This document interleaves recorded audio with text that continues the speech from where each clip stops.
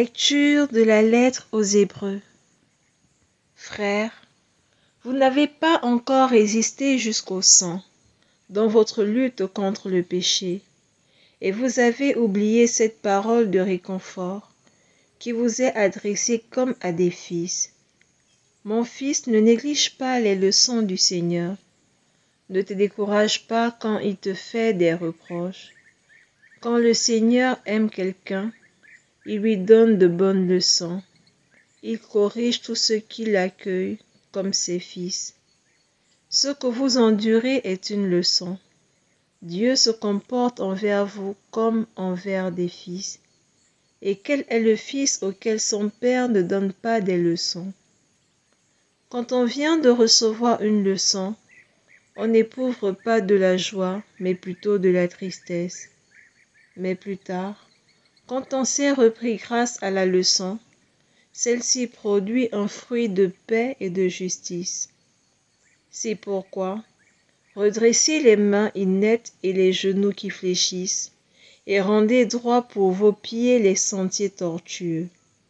Ainsi, celui qui boite ne se fera pas d'entorse, bien plus, il sera guéri. Recherchez activement la paix avec tous, et la sainteté sans laquelle personne ne verra le Seigneur. Soyez vigilants, que personne ne se dérobe à la grâce de Dieu, qu'il ne pousse chez vous aucune plante aux fruits amers. Cela causerait du trouble, et beaucoup en seraient infectés. Parole du Seigneur.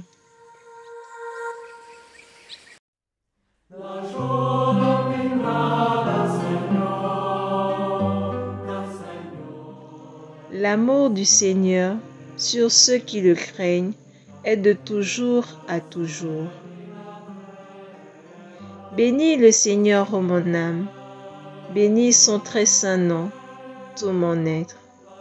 Bénis le Seigneur, ô mon âme, n'oublie aucun de ses bienfaits. Comme la tendresse du Père pour ses fils, la tendresse du Seigneur pour qui le craint. Il sait de quoi nous sommes pétris, il se souvient que nous sommes poussière. Mais l'amour du Seigneur sur ceux qui le craignent est de toujours à toujours, et sa justice pour les enfants de leurs enfants, pour ceux qui gardent son alliance. L'amour du Seigneur sur ceux qui le craignent est de toujours à toujours.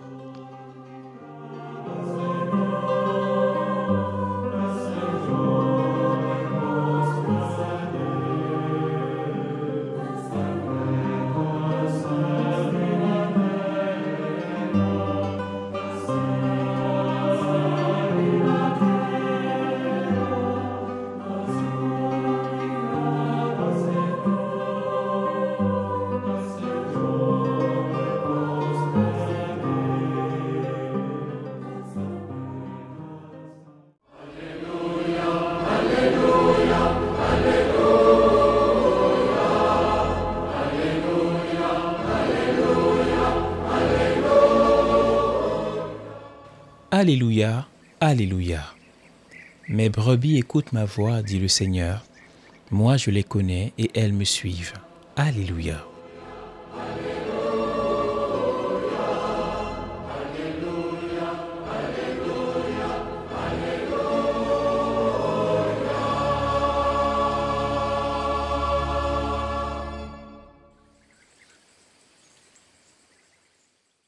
Évangile de Jésus-Christ selon saint Marc. En ce temps-là, Jésus se rendit dans son lieu d'origine, et ses disciples le suivirent. Le jour du sabbat, il se mit à enseigner dans la synagogue. De nombreux auditeurs, frappés d'étonnement, disaient « D'où cela lui vient-il? Quelle est cette sagesse qui lui a été donnée, et ces grands miracles qui se réalisent par ses mains? N'est-il pas le charpentier, le fils de Marie, et le frère de Jacques, de José, de Jude et de Simon? Ses sœurs ne sont-elles pas ici chez nous? » Et ils étaient profondément choqués à son sujet. Jésus leur disait, « Un prophète n'est méprisé que dans son pays, sa parenté et sa maison. Et là, il ne pouvait accomplir aucun miracle. Il guérit seulement quelques malades en leur imposant les mains. Et il s'étonna de leur manque de foi. Alors Jésus parcourait les villages d'alentour en enseignant.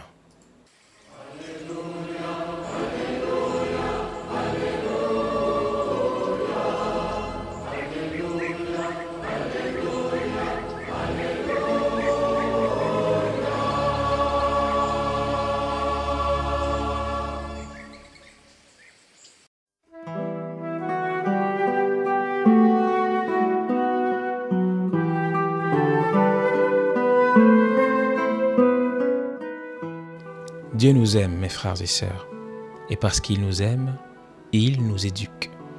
C'est ce que nous rappelle la lettre aux Hébreux aujourd'hui. Parfois, nous vivons des épreuves et nous avons du mal à comprendre pourquoi. On se dit, Seigneur, pourquoi moi? Pourquoi cette difficulté? Pourquoi cette souffrance? Pourquoi cette humiliation? Mais la parole de Dieu nous éclaire. Dieu agit comme un père envers ses enfants.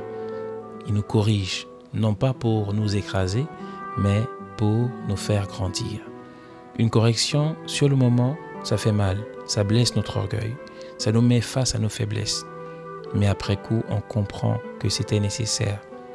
C'est un peu comme un bon entraîneur, c'est-à-dire un bon professeur, qui pousse son élève à se dépasser à travers la radicalité de ses notes. C'est après coup, quand l'élève va s'améliorer, qu'il se rendra compte que c'était effectivement nécessaire que son entraîneur, que son professeur, que son maître lui donne les mauvaises notes liées à son mauvais travail et que maintenant, après s'être relevé, il a de bonnes notes à cause de son bon travail. Voilà mes frères et sœurs, ce que le Seigneur fait dans notre vie au moment où nous croyons que nous sommes désemparés, que nous sommes dépourvus de sa grâce. Sur le coup, on est étonné. Sur le coup, on est embarrassé. Sur le coup, on est même attristé. Mais le Seigneur nous fortifie à travers toutes ces épreuves pour que nous devenions plus justes, plus vrais et plus saints. L'Évangile d'aujourd'hui nous parle d'un autre type d'épreuve, c'est l'incompréhension et le rejet. Jésus revient chez lui à Nazareth et au lieu d'être accueilli avec fierté et reconnaissance par les gens de sa maison, les gens qui l'ont vu grandir, il est plutôt méprisé. On le connaît trop bien, on l'a vu grandir, alors on refuse de croire qu'il puisse être plus qu'un simple charpentier, plus qu'un simple enfant du village. Cela nous arrive aussi. Quand nous nous engageons sérieusement dans la foi, certains nous regardent avec suspicion. Toi, tu es devenu chrétien. Toi, tu pries. Toi, tu dis que tu es disciple de Jésus. Ah, laisse-nous ça. On te connaît. Tu fais semblant. Tu es comme nous. Allez, allons boire. Allez, allons voir les femmes. Allez, allons voir les hommes. Allez, allons faire ceci. Voilà. On nie en fait la grâce que Dieu a mise en nous. Et ce regard, cette fermeture de cœur peuvent être décourageants.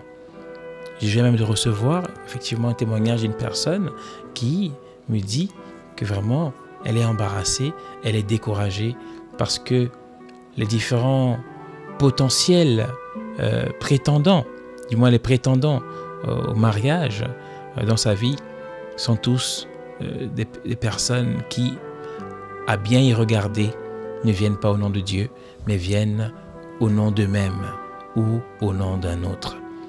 Voilà. Donc, elle est embarrassée, elle est gênée parce que ça la torture de toujours avoir des personnes qui ne viennent pas de Dieu. Mais ce qu'on peut lui dire ce soir, c'est Dieu veut vérifier la qualité de ton discernement, la qualité de ton engagement à le suivre, la qualité de ta foi en lui, en permettant que tu vives d'abord, que tu accueilles d'abord des personnes qui ne viennent pas de lui. Voilà, Dieu veut te rendre mature pour que le jour où il enverra l'homme de ta vie, le jour où il enverra la femme de ta vie, que tu ne sois pas distraite par une quelconque tentation, mais que tu demeures autant ferme dans l'obéissance à ses commandements.